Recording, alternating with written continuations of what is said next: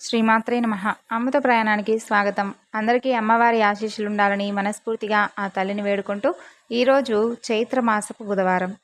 భక్తి శ్రద్ధలతో ఈ కథను విని స్వామి అనుగ్రహాన్ని పొందుదాం.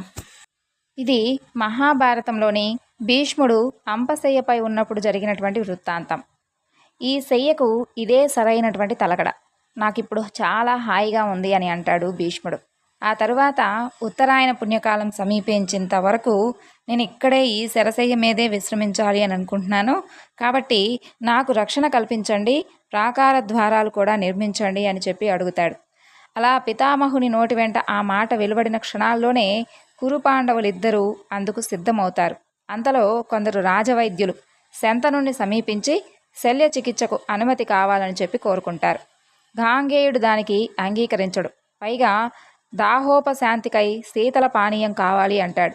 కౌరకుమారుడు వెంటనే మధుర జలపాత్రలలో పితామహుణ్ణి సమీపించగా, శరశయ్యపై విశ్రమించినటువంటి నాకు మీరు తెచ్చినటువంటి ఆ మధుర జలాలు సముచితం కావు, పాతాళ గంగే నాకు సరైంది అని అర్జునుడిని చూసి, విపరీతమైనటువంటి దాహంతో పెదవులు ఎండిపోతున్నాయి నాయన, ఈ సమయంలో నువ్వొక్కడివే నన్ను ఆదుకోగలవు, ఆలస్యం చేయకుండా నా దాహార్తిని తీర్చు అని ప్రార్థిస్తాడు భీష్ముడు. ఇక అంతే, అర్జునుడు పర్జన్య మంత్రంతో శరాన్నొకటి సంధించి యావచ్చక్తిని వినియోగించి మహీతలిపై ప్రయోగిస్తాడు. మరుక్షణంలోనే సురభిల జలధార ధరణి నుండి పైకెగసిస్తుంది. ఆ జలాన్ని పితామహునికి అందిస్తాడు.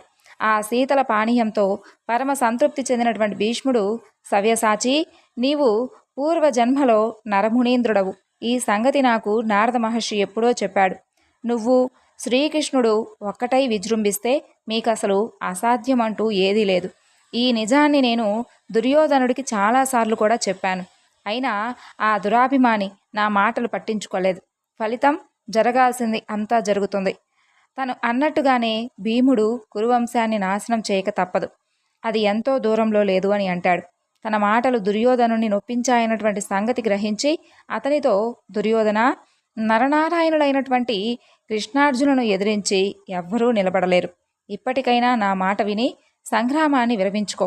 ధర్మరాజుకు ఇంద్రప్రస్థం అప్పగించి మిగిలినటువంటి సామ్రాజ్యంతో సంతోషించు. యుద్ధంలో పోయిన వారు ఎలాగో పోయారు, మిగిలినటువంటి బంధుజనాన్నైనా కాపాడుకొని అంటాడు భీష్ముడు. అయితే పితామహుని మాటలను కౌరవ పాండవులు ఇరువురూ కూడా పట్టించుకోలేదు. పైగా ఇంకా ఎక్కువసేపు అక్కడ ఉంటే గాంగేయుని నోటి వెంట లేనిపోనివన్నీ కూడా వినాల్సి వస్తుంది అనేటటువంటి భయంతో వారు అక్కడ నుండి నిష్క్రమించారు. అలా రాత్రైపోతుంది. భీష్ముని సమీపిస్తాడు కర్ణుడు. అతనికి అంజలి ఘటించి, కౌరవ కులాలంకర, నా మీద కోపాన్ని విడిచి రణప్రస్థానానికి అనుమతించాల్సిందిగా కోరుతున్నాను అని అంటాడు. ఆ మాటకు కర్ణుణ్ణి చూసి బలాన్నంతా కూడదీసుకున్నట్లుగా చేతులు చాచి అతన్ని కౌగిలించుకొని, నీ మీద నాకు ఎలాంటి కోపమూ లేదు రాధేయ, కాకపోతే అన్నదమ్ములను విడగొడుతున్నావని, వంశనాశనాన్ని ప్రోత్సహిస్తున్నావని నీ మీద అలిగాను అంతే, నన్ను దయచేసి అర్థం చేసుకో అని అంటాడు భీష్ముడు. అలాగే నీకొక రహస్యం చెబుతున్నాను విను. నీవు రాధేయుడవు కావు, సుక్షత్రియుడవు, నువ్వు కుంతీ కుమారుడవు. ఈ రహస్యం నాకు కృష్ణద్వైపాయన మునీశ్వరులు చెప్పారు. పాండుకుమారుడవు అన్నటువంటి పరమాదరమే కానీ నువ్వంటే నాకెప్పుడూ కూడా కోపం లేదు కర్ణా, కోపం లేదు అని అంటాడు మరలా. నా పరాజయంతో ఈ యుద్ధం సమసిపోతుందని నేను ఆశిస్తున్నాను. అందుకే ఇలా నేల కొరిగిపోయాను. నువ్వు యుద్ధంలో ప్రవేశించి ఈ అగ్నిలో ఆద్యం పోయవద్దు. నరుడు అర్జునుడు, నారాయణుడు శ్రీకృష్ణుణ్ణి ఎదిరించడం నీ వల్ల అస్సలు కాదు. అది గుర్తుపెట్టుకో. చెప్పినవన్నీ చెవిన పెట్టుకుని అన్నదమ్ములైనటువంటి పాండవుల పక్షం చేరి అన్యోన్యతతో మసలుకో, ఆనందిస్తాను అని అంటాడు భీష్ముడు. ఆ మాటలకు సన్నగా నవ్వుతాడు కర్ణుడు. నవ్వి ఇలా అంటాడు. తనను సమీపించినటువంటి కర్ణుడితో, నువ్వు రాధేయుడవు కావు, సుక్షత్రియుడవు అని మరలా చెబుతున్నాను. కాబట్టి నా మాటలను చెవిన పెట్టుకొని నేను చెప్పినటువంటి మాటలను జాగ్రత్తగా పాటించు అని అంటాడు మరొక్కసారి భీష్ముడు. అయితే అప్పుడు కర్ణుడిలా అంటాడు. పితామహ, నేను కౌంతేయుడునన్నటువంటి సంగతి నాకెప్పుడో తెలుసు. అయితే ఇప్పుడు ఆ విషయం అప్రస్తుతం. పైగా ఈ యుద్ధవేళ పాండవులతో నా పొందిక న్యాయం కాదు. నరనారాయణుల పాండవ పక్షంలో ఉన్నటువంటి కారణంగా ఈ యుద్ధంలో పాండవులదే విజయం అనేది నాకు కూడా తెలుసు. అయినప్పటికీ కూడా తప్పదు. నేను వారితోనే యుద్ధం చేస్తాను. పాండవులను అనరాని మాటలు అన్నాను. వారికి క్షణక్షణం కీడు తలపెట్టాను. ఆఖరికి శత్రువునైపోయాను. శత్రువునైనటువంటి కారణంగా వారితో యుద్ధమే నాకు సముచితంగా ఉంటుంది.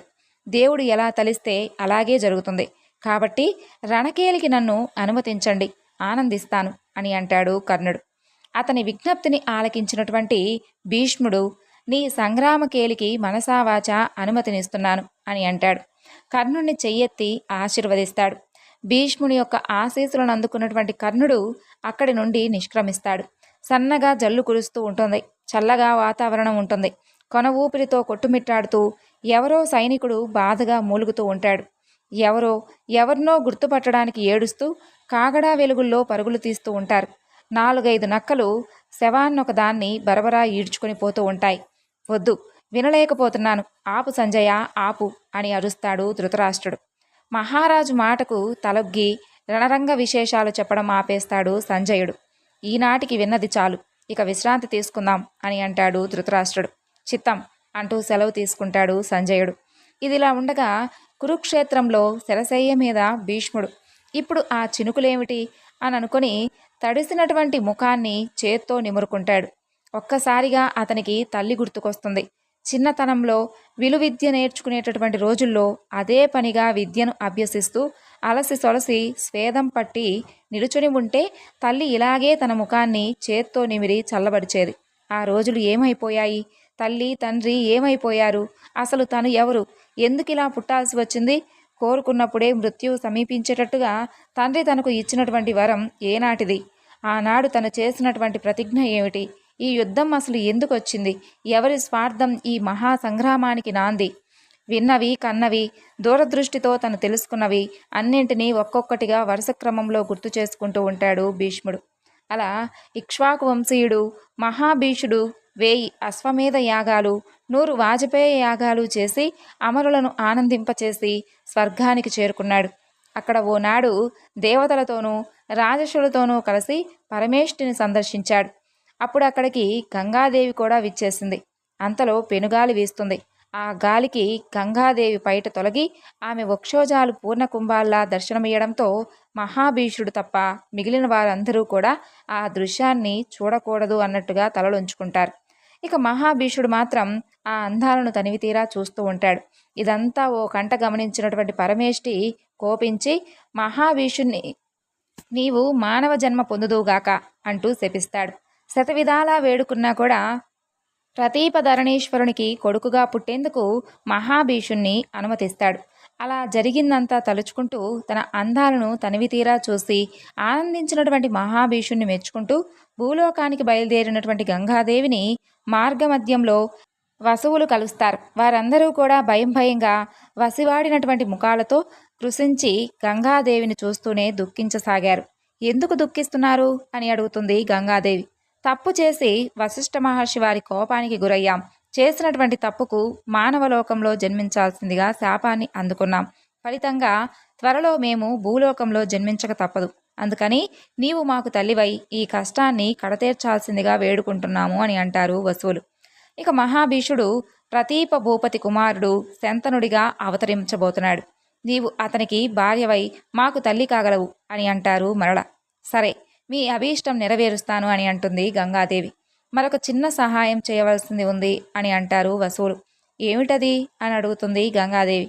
నీకు మేము జన్మించిన మరుక్షణం మమ్మల్ని నీవు గంగపాలు చేయాలి, ప్రవాహ వేగంలో పడవేయాలి. అలా నువ్వు చేసిన పక్షంలో ఆ మానవలోకంలో చిరకాలం జీవించాల్సినటువంటి గతి మాకు తప్పి మేము సుఖపడగలం.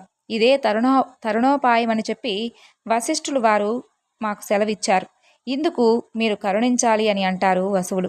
సరే, మీరు చెప్పినట్లుగా తప్పక చేస్తాను. కానీ మీ అందరిలోనూ ఒక్కడైనా దీర్ఘాయుష్మంతుడై జీవించాలని ఆశగా ఉంది. తల్లిగా నా ఆశను నెరవేర్చరా అని అడుగుతుంది గంగాదేవి. ఆమె మాటను కాదనలేకపోయారు వసువులు.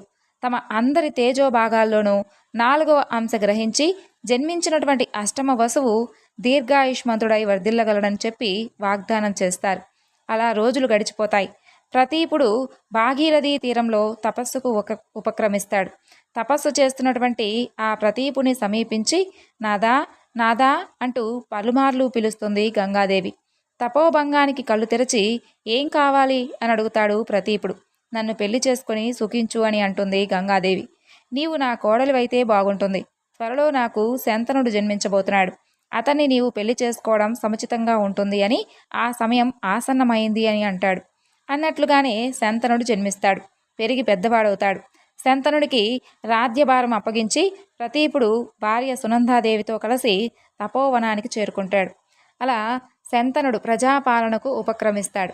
ఒకనాడు అతను వేట నిమిత్తమై అమరవాహిని తట ప్రాంతంలో పర్యటిస్తూ ఉంటాడు. అప్పుడు అతను గంగాదేవిని, ఆమె అందాలను గమనించి నోట మాట రాక నిలువెల్లా కళ్ళు చేసుకొని ఆమెను గమనిస్తాడు.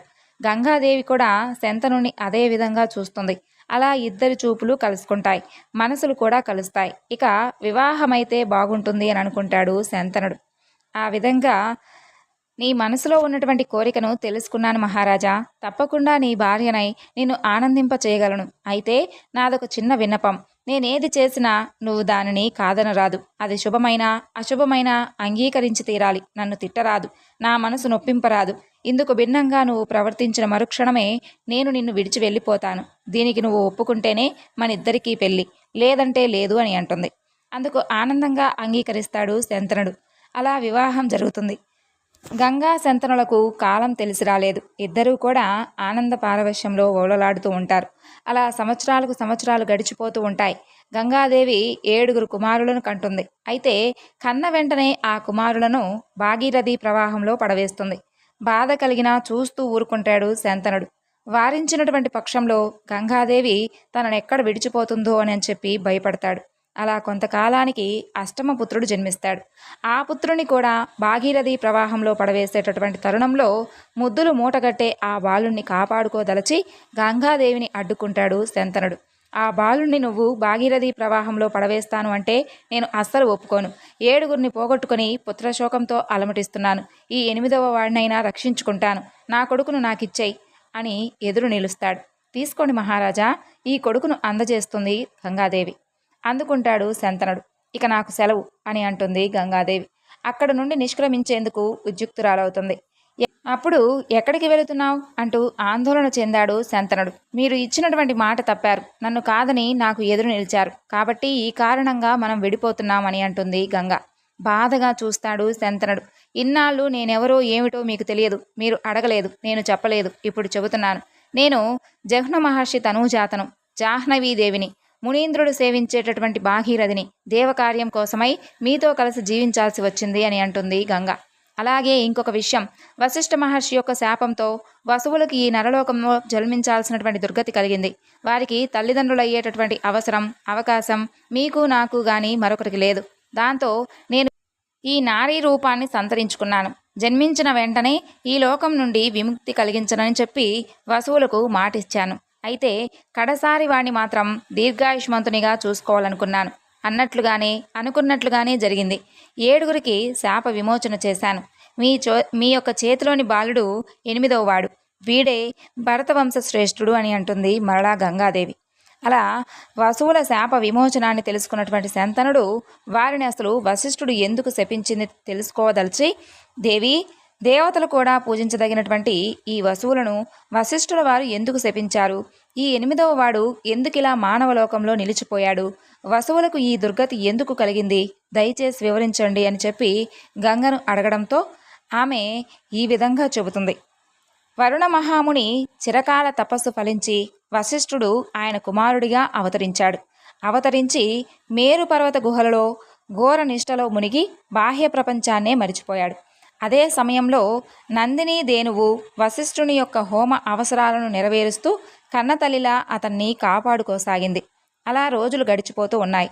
ఒకనాడు వసువులు 8 మంది తమ భార్యలతో ఆ గుహలను సందర్శించి అక్కడి కొండచర్యల్లోనూ సెలయేర్లలోనూ యథేచ్ఛగా సంచరించి ఆనందించారు. వారిలో ఓ వసువు యొక్క భార్య నందిని దేనువును చూసి ముచ్చటపడి ఆ దేనువును బొమ్మగా గీసి భర్తకు చూపించింది. ఆ బొమ్మను చూసినటువంటి భర్త, ఇది వశిష్ఠ మహర్షి యొక్క హోమధేనువు. దీని పాలు ఆరగించిన వారు 10,000 సంవత్సరాల పర్యంతం వ్యాధులకు కానీ ముసలితనానికి కానీ దూరమై సుఖంగా జీవిస్తారు అని అంటాడు. అయితే నా స్నేహితురాలు జితవతికి ఈ దేనువు పాలు అత్యవసరం. నా స్నేహితురాలు గొప్ప సౌందర్యవతి. ఆ సౌందర్యం ఆమెను ఎల్లకాలం అంటిపెట్టుకుని ఉండిపోవాలంటే ఈ దేనువు పాలు ఆమె తాగి తీరాలి. ఇందుకు మీరు నందినీ దేనువును తీసుకొని రావాలి, తప్పదు అని అంటుంది అతని భార్య. ఆమె అభీష్టం తప్పకుండా నెరవేర్చాల్సిందే అని అనుకుంటాడు మిగిలినటువంటి వసువులు కూడా.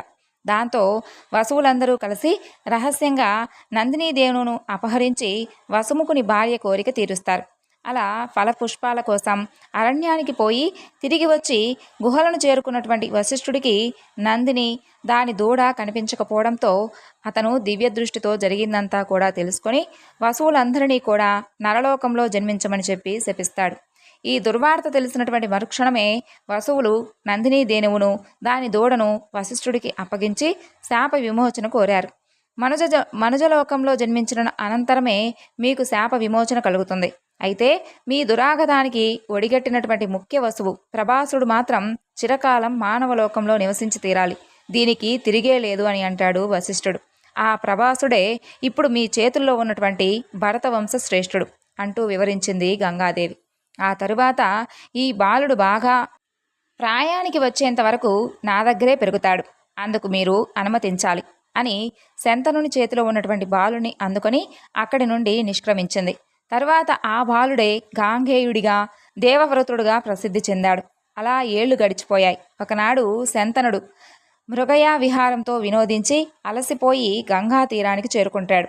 అక్కడ ఒక బాలుడు ధనుర్విద్యను అభ్యసిస్తూ బాణాలతో గంగానదిపై సేతువును నిర్మించేటటువంటి ప్రయత్నాన్ని చూస్తాడు. మహావీరుడిలా కనిపిస్తూ గొప్ప తేజస్సుతో వెలిగిపోతున్నటువంటి ఆ బాలుడు తన బిడ్డేనన్నటువంటి సంగతి శంతనుడు తెలుసుకోలేకపోతాడు. ఎప్పుడో చిన్నప్పుడు కొడుకును చూశాడు కదా, ఇప్పుడు ఆ పోలికలే లేవు. బాలుని కూడా గుర్తుపట్టలేకపోతాడు పాపం శంతనుడు. ఆ విధంగా బాణాలతో గంగానదిపై సేతువును నిర్మించేటటువంటి ప్రయత్నం చేస్తున్నటువంటి ఆ గాంగేయుని చూసి ఎవరి బాలయోధుడు అని ఆశ్చర్యపోతూ అలా చూస్తూ ఉంటాడు. అప్పుడు మహారాజా, ఈ చిన్నారి మీ అష్టమపుత్రుడే కానీ అన్యుడు కాడు అని అంటుంది గంగాదేవి ప్రత్యక్షమై. గాంగేయుణ్ణి చేరబిలిచి ముద్దాడి మరలా శంతనునితో, ఈ మీ పుత్రుడు వశిష్ఠ మహర్షి దగ్గర 4 వేదాలు నేర్చుకున్నాడు. సమస్త శాస్త్రాలు సమగ్రంగా అభ్యసించాడు. సకల శస్త్రాస్త్ర విద్యల్లోనూ ఆ పరశురాముడితో సరిసాటి. ఆత్మ విజ్ఞానంలో సనత్కుమారులందరికన్నా కూడా మేటి అంటూ ఈ రోజు నుండి ఈ బాలుని బాధ్యత మీదే, సంరక్షించుకోండి అంటూ గాంగేయుణ్ణి శంతన మహారాజుకు అప్పగించి అదృశ్యమవుతుంది గంగాదేవి. గాంగేయుణ్ణి అక్కున చేర్చుకుంటాడు శంతనుడు. హస్తినాపురానికి తీసుకుని వస్తాడు. ఒక శుభముహూర్తంలో యువరాజ పట్టాభిషేకం చేస్తాడు. అలా 4 ఏళ్లు గడిచిపోతాయి. ఒకనాడు యమునా తటంలో వేటాడాలని చెప్పి కుతూహలంగా అటు ప్రవేశించి అక్కడ ఒక అద్భుతమైనటువంటి పరిమళానికి మైమరిచిపోయి ఆ పరిమళం ఎవరి స్వంతమన్నది తెలుసుకునేందుకు పయనించి ఆఖరికి ఆ పరిమళం ఒక స్త్రీ స్వంతమన్నది గ్రహించి ఆ స్త్రీ, ఎవరు నీవు, ఎవరి ఈ తనయువు అని అడిగాడు శంతనుడు. నా పేరు సత్యవతి, నేను దాశరథ తనయను అని అంటుంది. ఆమె మాట తీరు, ఆమెకే స్వంతమైనటువంటి ఆ అద్భుత పరిమళం, ఆమె అందం తనకే చెందాలనుకుని సత్యవతిని వివాహమాడదలిచాడు శంతనుడు. ఆ మాటే దాసరాజుకు వినవిస్తాడు. సత్యవతిని తనకు సమర్పించాల్సిందిగా కోరుకుంటాడు. ఇంతకన్నా అదృష్టం లేదు కానీ నాదొక చిన్న కోరిక అని అంటాడు దాసరాజు. చెప్పండి అని అడుగుతాడు శంతనుడు. ఈ వివాహంతో రేపు మా సత్యవతికి పుట్టినటువంటి కొడుకే సమస్త కౌరవ సామ్రాజ్యానికి ఉత్తరాధికారి కావాలి అంటాడు దాసరాజు. అది అసాధ్యం అంటూ వెనుతిరిగాడు. తరువాత వెనుతిరిగాడన్నటువంటి మాటే గాని శంతనుని మనసంతా కూడా సత్యవతి నిండుకొని ఉండి అతను అన్నింటా అన్యమనస్కంగా ఉండసాగాడు. నీరసించిపోయాడు. మంత్రుల ద్వారా విషయాన్ని తెలుసుకున్నటువంటి గాంగేయుడు దాసరాజును సమీపించి సత్యవతినిచ్చి తన తండ్రికి వివాహం జరిపించాల్సిందిగా కోరాడు. అప్పుడు గాంగేయుడు గంభీరంగా, దాసరాజా, మంత్రి సామంతులారా, మీ అందరి ముందు శపథం చేసి చెబుతున్నాను. నా తండ్రి కోరిక మేరకు నేను ఈ కఠోరమైనటువంటి దీక్షను వహించబోతున్నాడు. సత్యవతి శంతన మహారాజులకు వివాహం అయితే తరువాత సత్యవతీదేవికి ఉదయించినటువంటి కుమారుడే కౌరవ సామ్రాజ్య పాలనకు అర్హుడు. అంతేకాదు, అతనే మా వంశకర్త కూడా. ఇది మీ అందరి ముందు నేను ఎలుగెత్తి చెబుతున్నాను అని అంటాడు. నువ్వు సరే గాంగేయ, తండ్రి కోసం గొప్ప త్యాగానికి ఒడిగట్టావు. రేపు నీ పిల్లలు నీ దృఢ ప్రతిజ్ఞ పాటించేటటువంటి అవకాశం ఉందా చెప్పు. లేదు కదా, మరి దాని సంగతి గురించి కూడా చెప్పు అంటూ మరొక అనుమానాన్ని గాంగేయుని ముందుంచాడు దాసరాజు. ఇందుకు ఈ క్షణం నుండి నేను ఆజాన్మాంత బ్రహ్మచర్యాన్ని పాటిస్తున్నాను. నేను వివాహమే చేసుకోను అంటాడు గాంగేయుడు. నా మాటకు తిరుగులేదు. ఇక సత్యవతి శంతనుల వివాహాన్ని జరిపించండి అని అంటాడు. ఆ మాటలకు దాసరాజు పరమానంద భరితుడై సత్యవతి శంతనుల వివాహం జరిపిస్తాడు. భీష్ముడికి తన పట్ల ఉన్నటువంటి గౌరవ మర్యాదలకు ఎంతగానో సంతోషించి, కుమారా, నీ కఠోర దీక్షకు, నీ ప్రతిజ్ఞకు పరమానంద భరితున్నై నీకు స్వచ్ఛంద మరణాన్ని అనుగ్రహిస్తున్నాను. నీ అనుమతి లేనిదే ఆ మృత్యుదేవత నీ దరిచేరదు అని అంటాడు శంతనుడు. అలా కొంతకాలానికి సత్యవతి శంతనులకు చిత్రాంగద, విచిత్ర వీర్యులని 2 కుమారులు జన్మిస్తారు. అయితే ఆ కుమారుడు యుక్త వయస్కు రాకముందే శంతనుడు స్వర్గస్థుడవుతాడు. ఇచ్చిన మాట ప్రకారం భీష్ముడు చిత్రాంగదునికి పట్టాభిషేకం జరిపిస్తాడు. అయితే చిత్రాంగదుడు యక్ష, రాక్షస, గంధర్వాదులందరూ కూడా తృణప్రాయులని అహంకరించడంతో గంధర్వాధిపతి చిత్రాంగదుడు రాకుమారుడు చిత్రాంగదునితో యుద్ధానికి తలపడ్డాడు. తరువాత కురుక్షేత్రంలో హిరణ్వతి నదీ తీరంలో ఆ వీరులిద్దరికీ 3 నెలల పాటు హోరాహోరీగా యుద్ధం జరుగుతుంది. యుద్ధంలో రాకుమారుడు చిత్రాంగదుడు గంధర్వాధిపతి చిత్రాంగదుని చేతిలో ఓడిపోయి మరణిస్తాడు. దాంతో విచిత్రవీరుడు సింహాసనాన్ని అధిష్ఠిస్తాడు. అలా కొంతకాలానికి విచిత్రవీరునికి వివాహం చేయదలిచి కాశీరాజ తనూజల స్వయంవరానికి భీష్ముడు వారణాసి చేరుకుంటాడు. కాశీ నరేశ్వరుని 3 కుమార్తెలైనటువంటి అంబ, అంబిక, అంబాలికలను తన యొక్క రథంపై అధిష్ఠింపచేసి, రాజాగ్రగణ్యులారా, నా తమ్ముని వివాహం కోసం ఈ 3 కన్యలను హస్తినాపురానికి నేను తీసుకుని వెళ్తున్నాను. ఇష్టమైన వారు ఊరుకోవచ్చు, కష్టమైన వారు నన్ను ఎదుర్కోవచ్చు అంటాడు భీష్ముడు. ఆ మాటకు సాల్వ మహారాజుతో పాటు కొందరు రాజులు భీష్ముడితో యుద్ధానికి తలపడి విరదులై పరాజితులవుతారు. అలా హస్తినాపురానికి చేరుకొని తమ్ముడు విచిత్ర వీరునికిచ్చి అంబ, అంబిక, అంబాలికల వివాహానికి భీష్ముడు సిద్ధమవుతున్నటువంటి సమయంలో అతనిని సమీపించి, భరతవంశ శ్రేష్ఠ భీష్మ, నేను సాల్వభూవతిని ప్రేమించాను. అతను కూడా నన్ను ప్రేమించాడు. ఇద్దరం పెళ్లి చేసుకుందాం అనుకున్నాం. మా వివాహానికి మా తండ్రి గారి అంగీకారం కూడా లభించింది. జరిగినటువంటి స్వయంవరంలో పూలమాలిక సాల్వరాజగలహారంగా అలంకరించి సంకల్పించాను. అయితే ఇంతలో తమరు వచ్చి నన్ను ఇక్కడికి తీసుకొని వచ్చారు. జరిగిందంతా విన్నవించాను. ఇందులో పూర్వాపరాలు పరిశీలించి నాకు తగినటువంటి న్యాయం చేయండి అని అంటుంది అంబ. ఆమె మాటలను యథాతథంగా కురువృద్ధుల ముందు, సత్యవతీదేవి ముందు ఉంచి అభిప్రాయ సేకరణ జరిపి అందుకు అనుగుణంగానే అంబను సగౌరవంగా పుట్టినింటికి వారణాసికి పంపించి వేస్తాడు భీష్ముడు. ఇక అంబిక, అంబాలికలను విచిత్ర వీరునికిచ్చి వైభవంగా వివాహాన్ని జరిపించాడు. విచిత్రవీర్యుడు 7 ఏళ్ల పాటు భార్యలతో సుఖించి తరువాత రాజయక్ష రుగ్మతకు గురవుతాడు.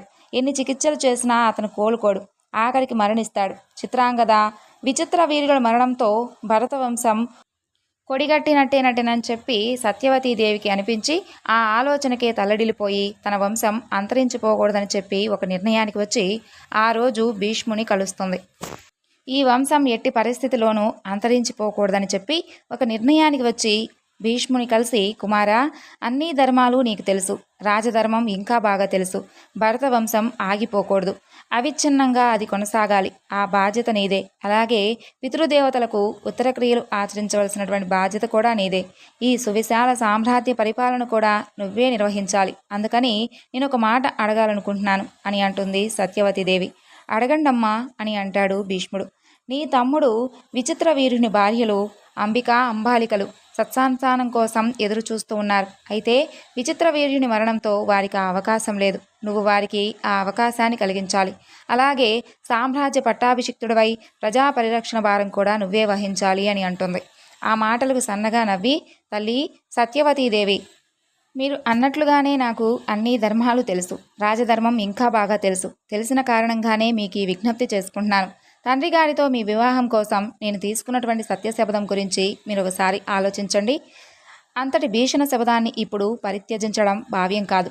త్రిభువన సామ్రాధికారైనటువంటి తాన్నైనా వదులుకుంటానే కానీ నా సత్యవ్రతం మాత్రం నేను వదులుకోను అంటూ తరువాత శంతన మహారాజు సంతతి అవిచ్ఛిన్నమైనటువంటి అలాగే శాశ్వతంగా వృద్ధి చెందేందుకు సుక్షత్రియ కులధర్మ స్వరూపం చెబుతున్నాను వినండి అంటూ 21 సార్లు తరాతలాన్ని గాలించి రాజవంశాకురం అన్నమాట వినపడకుండా క్షత్రియ జాతిని పరశురాముడు సంహరించినటువంటి ఆపత్ సమయంలో విప్రవర్యులు కొందరు క్షత్రియ మహిళలకు సంతాన ప్రదానం చేసి వారి రాజవంశాలను పునరుద్ధరించారు. పుట్టుగుడ్డి దీర్ఘతముడు కూడా బలిమహారాజు పట్టమహిషిని కూడి సుపుత్రుని అనుగ్రహించాడు. వారి కోవలోనే మనము నడిచి బ్రాహ్మణ శ్రేష్ఠుణ్ణి ఒకరిని భరత వంశోద్ధారకునికై ప్రార్థించడం మంచిది అని అంటాడు భీష్ముడు. అలా భీష్ముడి యొక్క సదోపదేశానికి సత్యవతి ఎంతగానో సంతోషిస్తుంది. వెంటనే కృష్ణ ద్వైపాయన మహర్షి జన్మ వృత్తాంతం స్ఫురిస్తుంది. భీష్మునికి ఆ పూర్వగాథ సర్వము వెల్లడించి విచిత్ర వీర్యుని భార్యలు ఆ బ్రాహ్మణుని వల్ల సత్సంతానం పొందవచ్చు, అదే సర్వోత్తమైనటువంటి మార్గంగా నాకు తోస్తుంది అని అంటుంది. మరుక్షణమే సభక్తికంగా కుమారుని సంసరించి కన్నులు మూసుకుంటుంది. కన్నులు మూసిందే ఆలస్యం. వేదవ్యాస మునీశ్వరుడు తల్లి సమక్షంలో ప్రత్యక్షమవుతాడు. చిరకాలానికి కళ్ళెదుట నిలిచినటువంటి తన మొదటి కొడుకును చూసి సత్యవతీదేవి ఎంతగానో ఆనందిస్తుంది, కళ్ళు చెమర్చుకుంటుంది.